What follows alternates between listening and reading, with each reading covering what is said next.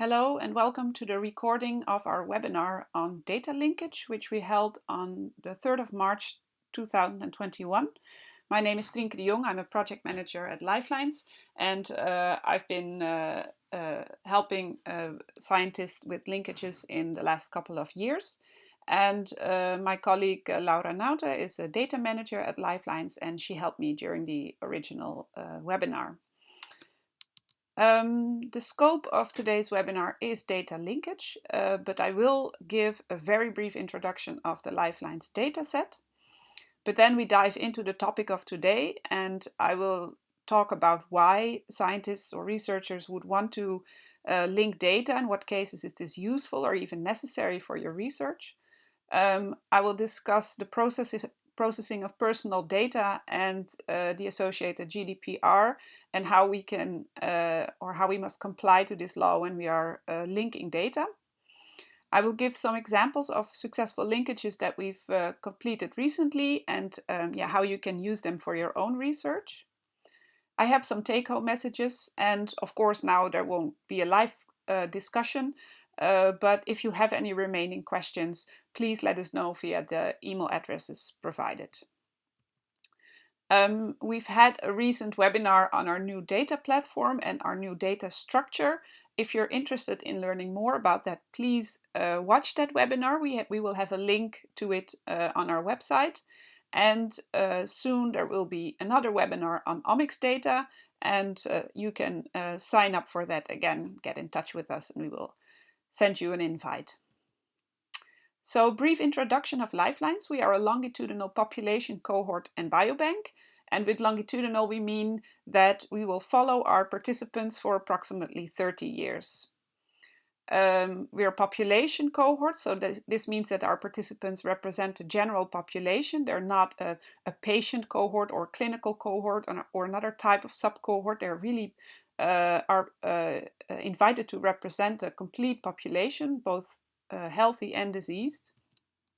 And we are a biobank, and so we collect and store data and biosamples for future use. So we have a giant freezer which is full with biosamples such as blood samples and urine samples that can be bought and analyzed however you need it for your research. So we have a purpose. Our data and samples should be used in research on healthy aging. And we invite proposals on any research on healthy aging. For example, if you're interested in studying the underlying causes of disease, or if you're looking for novel therapeutic targets. Maybe you're interested in risk profiling, looking in the general population to see who might be at increased risk, or what type of person or what characteristics do you need to have an increased risk to develop certain diseases. Maybe you're looking at a widespread disease and are looking at subgroups of patients within that population and see if you can find any common characteristics in them. And perhaps you're interested in looking at personalized medicine, maybe looking at what makes a medication or medicine successful in one subgroup and not the other. Of course, in order to do that, you need to combine all these omes that we know of, from the well-known genome and microbiome to the maybe newer vaccinome and sociome. These type of data, we provide most of them, and can be integrated in order to do truly encompassing research. So Lifelines does general assessments. We do them approximately once every 5 years. And the idea is that our participants come to a location for physical examinations, especially blood pressure, ECGs, lung function, cognitive tests, and body weight and body length, for example. And in addition, participants undergo lengthy questionnaires about all kinds of health-related data, lifestyle data, etc. And between these general assessments, we have follow-up assessments, and these are questionnaire-based. We've had 2 complete general assessments performed, and we are now currently in the middle of our 3rd assessment. Obviously, unfortunately, we had to put it on hold for now because of COVID-related problems, but we hope to start up as soon as the third wave is maybe less high. We have, this is the schedule for adults. We also have an assessment schedule for children aged 4 to 17. They follow more or less the same pattern, but yeah, somewhat adjusted to be child friendly. Of course, there's a lot to tell about this, impossible in a few minutes, and so please go look at our wiki and our data catalog. You can find the links on our website, and there you can read and get much more information about these assessments. Of course, it's possible that you need more. It's completely realistic to say we did not measure exactly what you need for your research. In this case, you have basically two options if you still want to make use of the basic Lifelines data. And the first option is to organize an additional assessment. And basically, you ask us, Lifelines, to collect specific data or samples that you need for your research. And this is initiated by researchers and financed by researchers. And we basically welcome various collection methods. So we've had quite a few, so ranging from omics type of collection to imaging data, eye exams, questionnaires, diaries, pedometers, and many others. And they can range to really big and broad, so basically targeting the whole cohort with a questionnaire, to very small and precise, basically maybe inviting 100 or 200 people for a very extensive research. This can, or assessment, this can all be organized, and you can propose it and we will review your proposal. If necessary, this can be done rapidly. So we've seen that last year when Corona hit, we rapidly set up an additional assessment involving repeated questionnaires on daily life and maybe the development of Corona itself, and if you had been to the hospital, etc. And this was set up quite quickly. What's relevant in the light of the next part of the talk is that additional assessments are performed under Lifelines participants and under the control of Lifelines. And so we invite participants, we get in contact with them, they provide their data, their assessment results to Lifelines, we process them and we release them to researchers, for example, in a workspace or a cluster, and we completely integrate the data in a Lifelines database. That's the basic principle, and that makes it a bit easier for users to comply with the GDPR, because technically we've taken care of that. The other option, if we did not collect what you need, is to obtain the required data from another source. And we see that this is very useful when rather than collecting the data yourself, actually the data is already available. So it's really not efficient to go collect it yourself. So you know that there is a data source out there, a reliable data source, of course, and you also know that this data source contains data from Lifelines participants. So it's not a source that is from abroad or from a completely different part of the Netherlands. Now you know for sure that there are participants in there. The other situation is when data simply cannot be assessed within Lifelines. And a good example is that you need it to be, for example, clinically validated. So you are really interested in official clinical diagnoses, for example, from hospitals or doctors, rather than self-reported data from participants.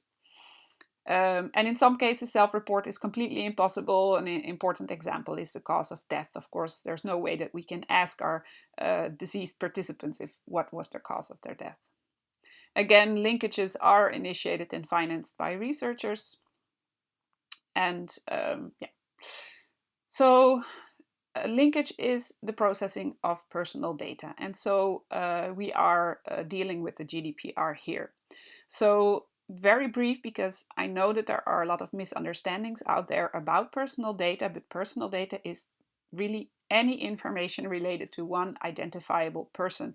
It's not just contact data like email addresses or phone numbers or date of birth, or anything like that. That's true. It's also personal data, but it comprises much more. And so you could say there's directly identifiable data, personal data such as name, address, BSN, biometrics, but there's definitely also indirectly identifiable, and these include pseudonym scientific results that maybe in itself are not identifiable at all, but if you combine them together or you put them in a different context, all of a sudden they become identifiable, and that's really an important thing to realize. So the more indirectly identifiable data you combine, the more identifiable it becomes. So if you put really 100 variables describing one person together, then this really paints a picture in which at least some of the people in that data set will be recognizable. They will be unique, and it will be easy to find them in the real world. So as we are talking about personal data, we fall under the GDPR, and this really means that controllers or the controllers of the personal data must protect the rights of the data subjects. In this case, Lifelines must protect the rights of participants. And so some of the rights you can see in the picture, the right to be erased, for example, the right to be rectified, the right to restrict processing. So these are rights that data subjects have that we must protect and really promise them that we won't violate these rights. And one of the very important limitations that we have is purpose limitation, meaning that we may process data only for a predefined purpose. In our case, studying or doing research on healthy aging. And this is really important. We are not allowed to run the risk or to allow the risk that data is used for a completely different purpose, for example, to earn money. We want to keep data in a secure location. We have a workspace and a high performance cluster where we put our data.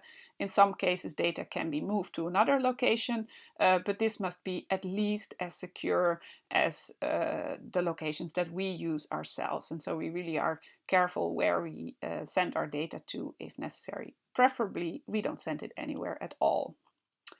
We minimize the risk of re-identification, so we really want to try and avoid any participant being recognized by users.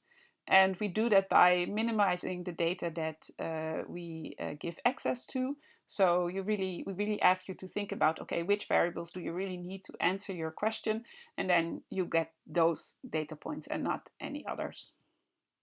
And we want to prevent linkability, so we really avoid to give you pseudonyms that are also used in other contexts. So we're really trying to be conservative about that as well.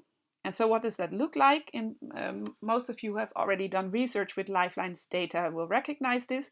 So a regular data release is as follows. We are the controller, we're Lifelines. And the purpose of the research of our data use or data processing is research into healthy aging. And we agreed this with our participants in an informed consent. So we really asked them to sign this paper stating, please help us be a participant in Lifelines. And in return, we promise that we will only use this data for research into healthy aging. So we have, of course, a database with participants, and each participant has a fixed pseudonym, a Lifelines ID number, which we use in our internal infrastructure. We also have a database with scientific results. That's a separate database, and here we identify participants with this ID, and we associate all the results that we have, for example, their body weight. If you are interested in this data, then you request them by writing a proposal, and Lifeline's research office will check this proposal and basically check if this complies with the purpose, research into healthy aging. By doing this research, are we still keeping our promise to our participants? We agree with the user on the results or the variables that they need for the research, and we then give them a new pseudonym, a dataset specific pseudonym, and we put them in the workspace that is locked and secure. We give the user the key, And the user can then go into the workspace or the cluster and analyze the requested data. So we comply with all of our own limitations, purpose limitation, data minimalization. We've avoided linkability by handing out a new pseudonym, and the data is in a known location. Now we go into linkage. So this was the situation for a normal data release with 100% Lifelines data, but now we're getting new data, or we add data to the Lifelines data. How does this work? So to start with, what happens if we want to link environmental data to personal data? So we're talking here about non-personal environmental data. Let's say aggregated data from a larger area where typically lots of people live. So examples of this type of data are air quality data like ELAPS 2010, information on traffic noise for a certain location. We have, for example, neighborhood or municipal characteristics, like is this a rich or a poor neighborhood? What are the prices of the houses? What do people earn on average in this neighborhood? And for example, data on available facilities in a certain area. Are there lots of food outlets, sports facilities? How green is the area? These type of information. So we can obtain this type of information, and I've shown here the picture of GECO, which is a consortium that facilitates this this linkage and helps you with obtaining this type of data and really processing it. So the data can be obtained and integrated in the Lifelines database. It can be linked to participants via the home address, like their postal code 6 or XY coordinates of their home. And now, at this point, of course, these data are personal and fall under the GDPR. And at that point, we can release them, but we want to release them, for example, in a workspace. Methodological challenges. So I told you that it really requires a particular type of expertise. One of the things is that the temporal aspects of it. So you really need to think about how to combine the period of exposure to, for example, air quality or to this municipal characteristics versus the exact time of the Lifelines assessment, so the kind of like the snapshot we took within Lifelines, and combine this with the idea that people change, they move house, of course. So these all need to be somehow synergized into your analysis. And then there's the spatial aspect, so the size of the area, the distance to the home address, etc. What do you use as a standard, and how do you work this? And so for these type of questions, if you're not really sure how to handle these, then please also get in touch or look at the website of GECO and maybe reach out to get some help with this. Okay, now personal plus personal data. So how do we link personal data with one another? And so the idea or the basic principle is that any data linkage, so if you want to link data from two different sources, you are already increasing the risk of violating the GDPR by definition. So anything you do in this respect will increase the risk. So we have to be very aware of that. There's no true 100% safe way of doing it. This needs to be kept in mind when you start this. So first, the two controllers must agree. So if you want to do a linkage between two data sources, then these two data sources have to get together and they have to agree how to do it. So they have to agree, okay, how much risk are you willing to take? And in this case, typically, the more risk you're willing to take, the easier it gets. If you're really worried and really conservative and you really want to really avoid any risk, which is, I think, maybe the only way to do this, but this makes it typically a bit more difficult to organize everything. So there's a balance here.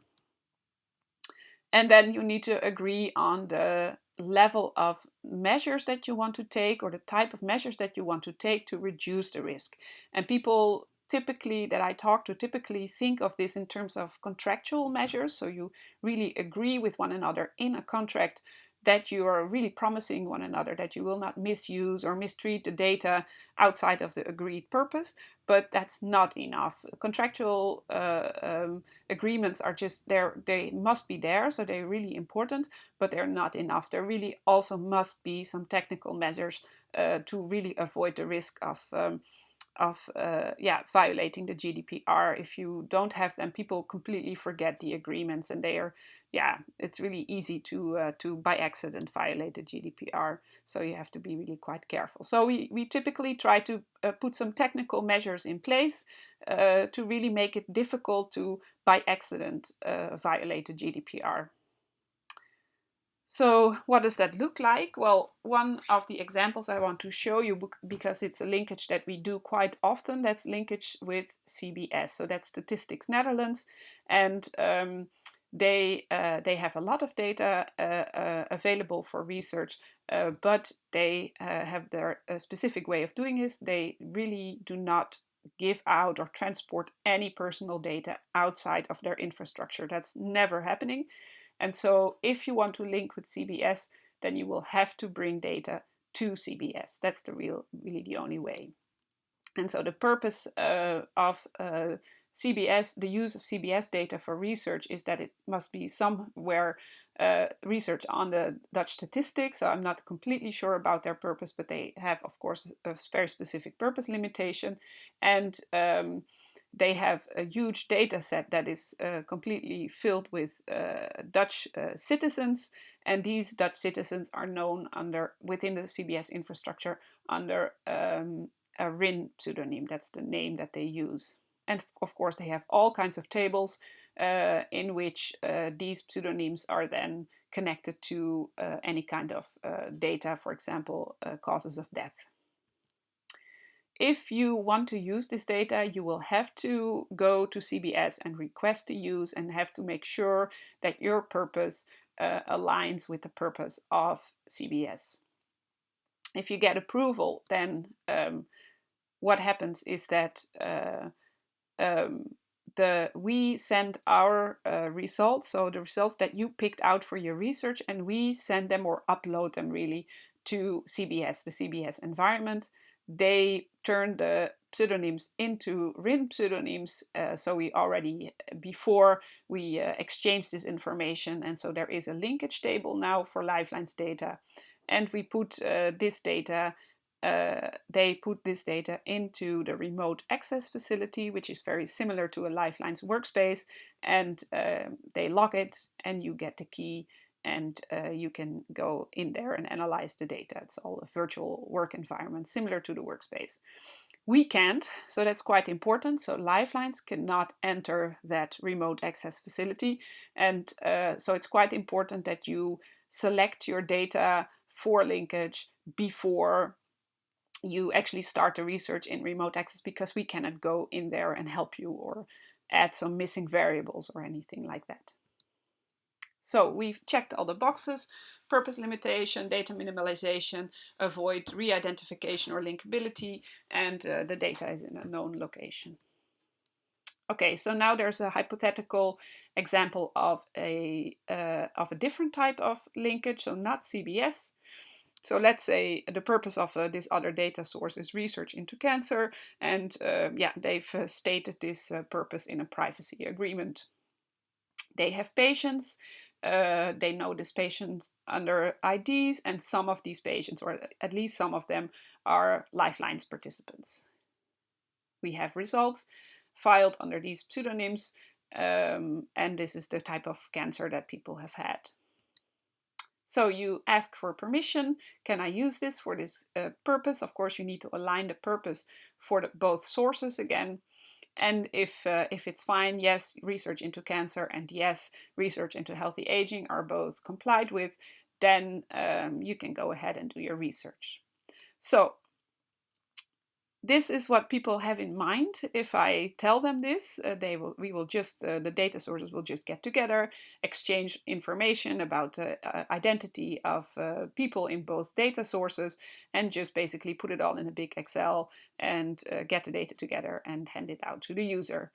But That's not an option because that really does not comply with the GDPR. There's no data minimalization. There's a strong chance of linkability because now we know we have the pseudonyms and the information from these patients, and so we can then use that information to basically maybe hand out this data to researchers, etc. So that's a really big risk, and yeah, typically a data sources will not be willing to take that risk. We won't be willing to take that risk.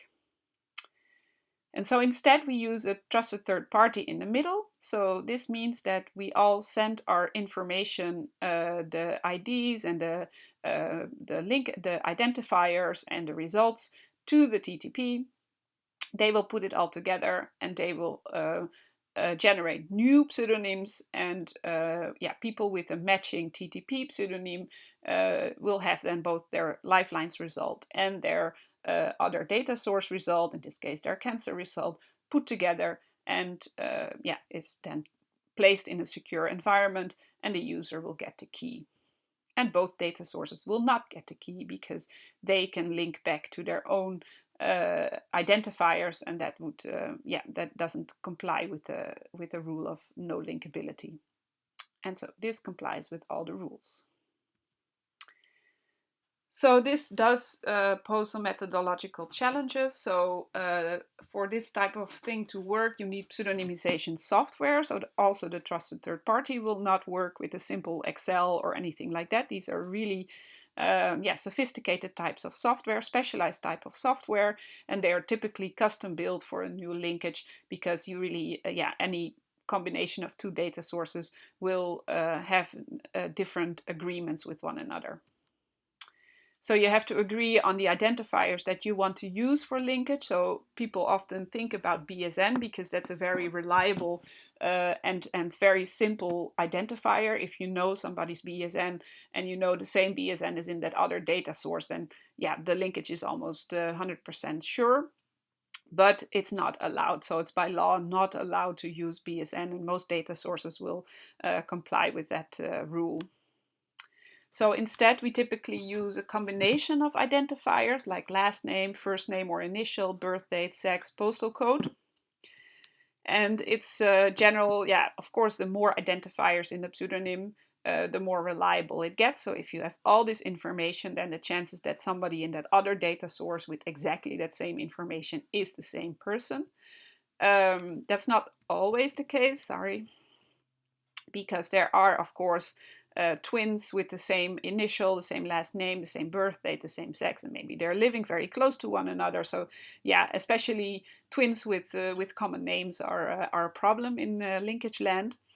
And so maybe it's good to be very strict and very reliable, but on the other hand, in some cases you will miss some correct linkages because some of the information is missing, and it's very possible that this would be crucial. So let's say if you're interested in very rare types of cancer, for example, then yeah, it's really costly to miss a correct linkage, and so maybe you want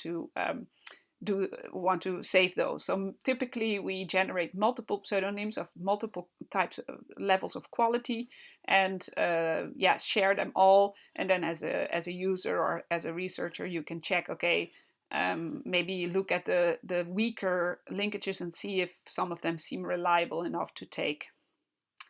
Another thing to keep in mind is if we use postal codes, then this is, of course, these may change over time, and you don't know which postal code is present, of which period in time is present in the other data source. So we typically make multiple pseudonyms for one person, for each known postal code, one pseudonym, and that's sometimes a bit complicated to follow. If you finally have your linked data set, you have to be, of course, aware of this phenomenon. Successful linkages that we did in the past. So I told you before, Statistics Netherlands is a good one. So if you Google it, please add microdata services. So CBS is a very large organization with a lot of purposes, but their data release part that is used for research is really called CBS Microdata Services. And they have quite a few interesting tables available for research, and you can Google it and find their website and see what they have. And this is quite a well-developed linkage. So we've done now 8 projects, just CBS linkages, And yeah, that works really quite fine. So it's relatively fast and cost efficient because yeah, we've done it a few times. And CBS is the party that actually links the data, and it's released in this remote access environment. Some data sets are available in the CBS environment, for example, Nivel, IADB, which I will talk about next, and also Polga could be linked via CBS. So sometimes you can even organize a three-way linkage in this way. Farmlines is a well-known, well-developed linkage by now. So this is the linkage between IADB, Lifelines, and CBS. And IADB contains longitudinal and very detailed pharmacy data for about 52,000 adult Lifelines participants, and this number is growing. It's quite developed, so we have 7 projects either completed or in the pipeline, and the process is really quite similar to the CBS linkage. So because it's located in the CBS infrastructure, you pretty much have to do the same things as you would for a CBS linkage. Polga. These contain malignancies identified by pathological excerpts, so these are clinically validated data. It's quite a developed linkage. We have 3 projects finished and more to come. And this process is relatively fast and cost efficient, also because of the long-standing collaboration between Polga and ZorgDTP. Linkage includes a pre-match step, which is important. So because there are many people in Polga, and only maybe a small percentage of those are Lifelines participants, we typically do a pre-match step so that Polga is allowed to filter out Lifelines participants from the whole patient database and only share those excerpts, those pathological data from Lifelines participants for the research. And you don't have to throw away the other, whatever, 95% of the people. Data is linked by ZorgDTP and released in a Lifelines workspace, so you can reach it there. ECANL looks quite similar. So these are cancer diagnoses derived from hospital registries. It's a relatively new linkage, and yeah, it's, if you compare it to the others, it's a bit more time consuming and a bit more costly. The linkage also includes a pre-match step that is really designed for data minimalization procedures, and the data is linked by ZorgDTP and released not in a Lifelines workspace, but in an independent UMCG workspace. Okay, so these are the most used linkages. We have a to-do list of new linkages or expanding on the current linkages. So one of the things we really are interested in is to get linked data or data from these sources together with genome and microbiome data. And this, we know, of course, we recognize this as a unique opportunity for science. So it would be great, but it is a bit limited or hindered by the fact that these are really big, complex data sets, and that makes them really difficult to pseudonymize completely. So for a new project, so that's complicated. And yeah, also the data needs to be analyzed in an infrastructure with specific software and specific pipelines that are already there. So you cannot do this, for example, in a workspace type environment. So one of the options is that you bring non-Lifelines data, for example, Polga data, to the UMCG high performance cluster. So this is something that we're currently really exploring together with Polga. So it's going really quite well. So it looks like this will be working. And the other route we might be taking is to bring Lifelines data and omics software to CBS. And there is an infrastructure available for that. It's called Odyssey. So we are also looking into ways of making use of this infrastructure. And that would mean that you could, for example, link genome or microbiome data to causes of death or medication use collected by IADB.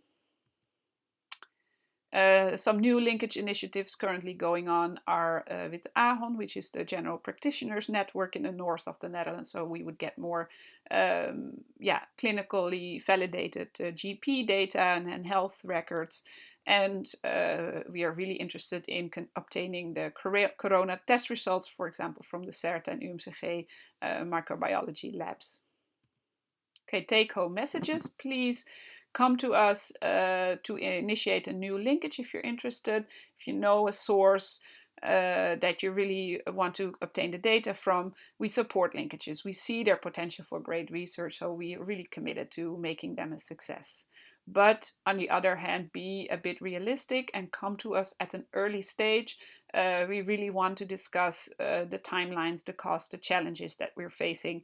Don't wait until the last moment, or to get this started, because as you will see, it's really quite complex. So we really want to take our time to explore all the options, especially if it's linkages that don't exist yet. So if these are new data sources that you want to tie in with Lifelines, be on time. All right, that's it. If you have any questions, please let us know via these email addresses. And thank you very much for listening. Thank you so much.